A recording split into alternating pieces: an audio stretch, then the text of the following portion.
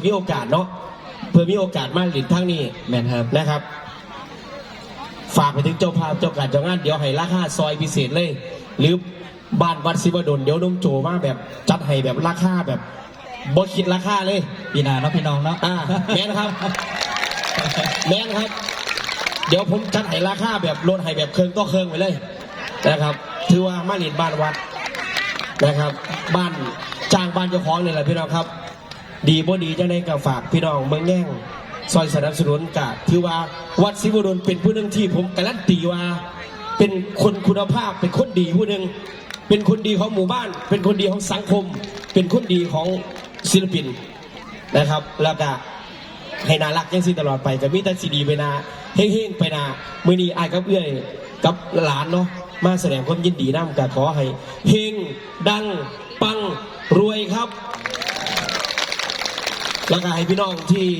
มานั่งอยู่นี่ก็ขอให้อยู่ดีไม่แห้งน้ำกันเด้อลุงป้านาอาสุขุสุขคนครับร่ำรวยเงินทองอย่าเจ็บอย่าจนกินอิ่มนอนอุ่นน้ำกันสุขุสุขคนเด้อพี่น้องเด้อนะครับ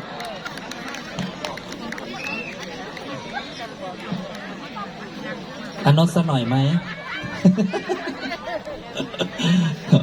ขอบคุณครับผมเส้นจากนี้ก็สิเดินทางไปลาดบุรีต่อครับไปเบิ่งรถแห่12 ล้อนะครับตอนนี้ก็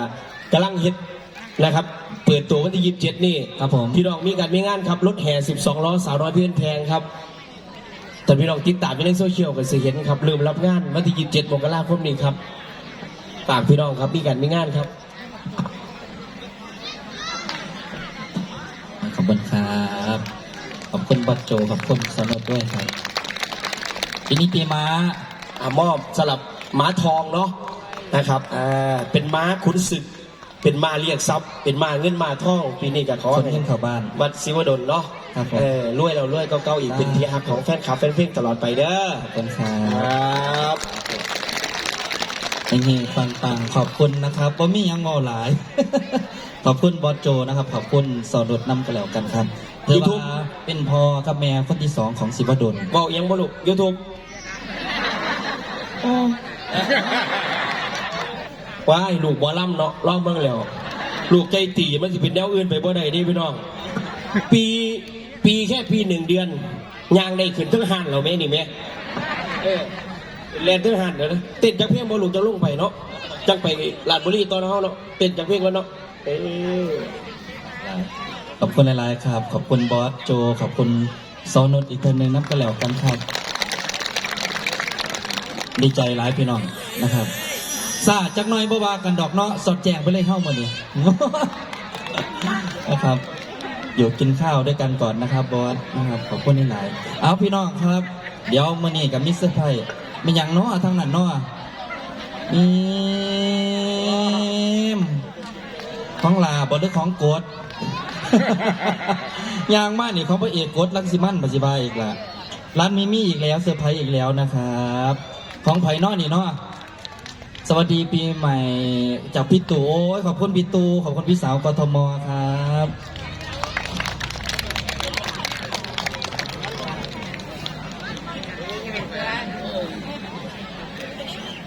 ขอบคุณครับขอบคุณครับโอ้ยข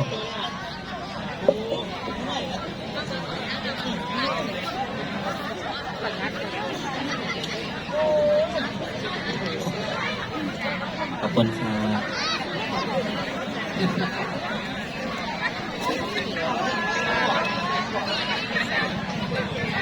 ฝากไปตีพี่ตู่หน่อยนะเห็นแชทอยู่แต่ไม่อ่านแกล้งไม่อ่านมาสั่น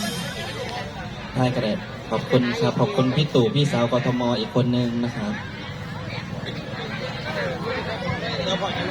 ขอบคุณร้านมิมี่ด้วยนะครับเซอร์ไพรส์มากอยากได้ชอยใหญ่ๆดิก็นี่อีกเด้เนาะนะครับขอบคุณมากๆวันนี้ต้องขอบคุณหลายๆฝ่ายนะครับขอบคุณทั้งศิลปินน้องๆสาวน้อยลำเพลินโชว์สาวน้อยเพลินบันเทิงคณะลำเพลินโชว์ด้วยนะครับขอบคุณครับขอบคุณเพชรลำเพลินนำกันแล้วกันนะครับแล้วก็ขอบคุณพี่หนุ่ยพี่จอยด้วยนะครับมาซอยการซอยงานขอบคุณพ่อแม่นำขอบคุณเสละอีเมลทางศิลภูมิบ่ทางไหนเนี่ยนะอาสามารถ ขอบคุณนะครับขอบคุณแม่ๆขอบคุณพี่ๆบ้านฮักจิบดลนำกันแล้วกันครับ ขอบคุณพี่ตอมอยุทางใดล่ะเฮ้อนะครับ ขอบคุณพี่แดงด้วยขอบคุณสุขุมสุขนทิมานะครับวันนี้ขอบคุณแฟนคลับของวัดศิบดลลูกนกแอดมินด้วย น้องอาจด้วยนะครับเต็มนะครับวันนี้ดูแลเฮ้าตลอดสอดแจงพละนะครับในสิ่งอื่นใดพี่น้องครับ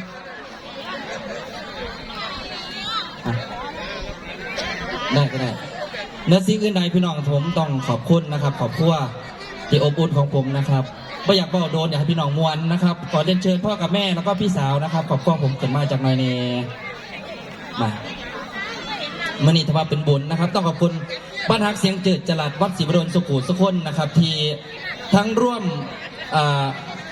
เงื่อนนำโฮมบุญสุอันสุยางนะครับพี่เหมยพี่ตาพี่นิดหน่อยแม่อาพรพี่เปรมแม่พี่สุขุสุขนสื่อบ่เบิดนะครับบอกความในใจจะบาดกันนะ ครับเสียงผมเมื่อยพอก็แม่ผมเนี่ยนี่ละวัดศรีโบดลนี่ละลูกพ่อยี่เอ็นก็แม่ยี่ไหวบ้านกระย่อมเฮานี่ละ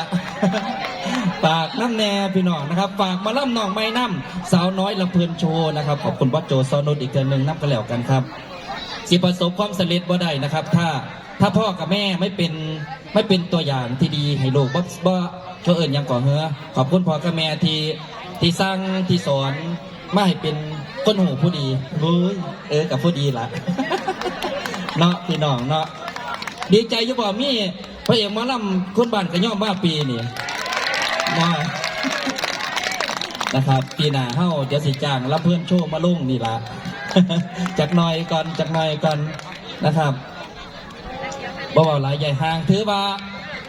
บ้านหลังนี้นะครับถือว่าเป็นของขวัญวันเกิดของขวัญปีใหม่ให้พ่อกับแม่เนาะเอา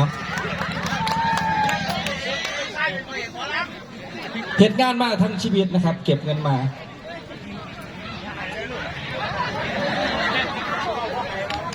เพื่อให้พ่อกับแม่สบายนะครับ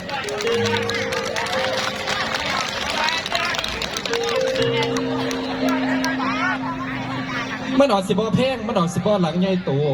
สัมผู้อื่นนะครับแต่ว่ามันเป็นน้ำพักน้ำแรงแล้วมันก็เป็นความตั้งใจของผมที่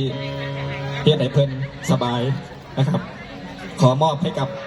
พ่อกับแม่นะครับบ้านหลังนี้เด้อ